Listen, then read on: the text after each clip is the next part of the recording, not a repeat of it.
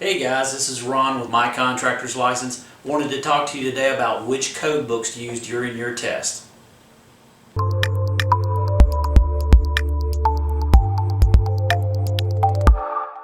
During your test, you're going to encounter a couple of different code books.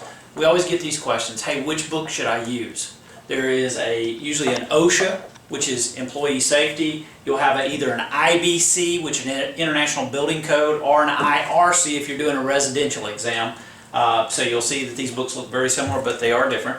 And then every once in a while, on some exams, you'll also encounter something called an ANSI book, which is for handicap accessibility. So, hey, which book do I use when I see a code question? First of all, how do you identify a code question?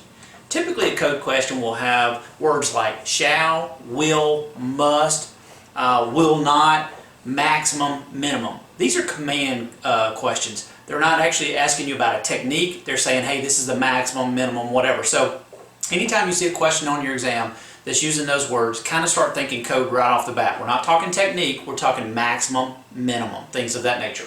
Okay, now, you see a code question, you kind of got it identified, but now which book? One of the quick, easy tricks you can do is anytime it deals with employee safety,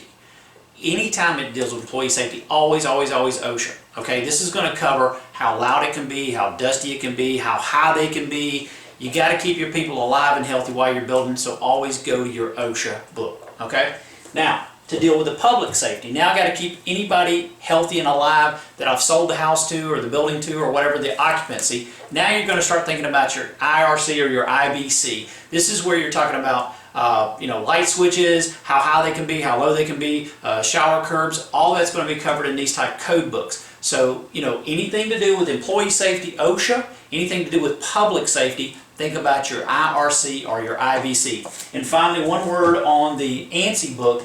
This is not used in every exam, but it is a common book. This is going to cover all your codes for, again, handicap and accessibilities. So, that's your test tip for the day. Thanks.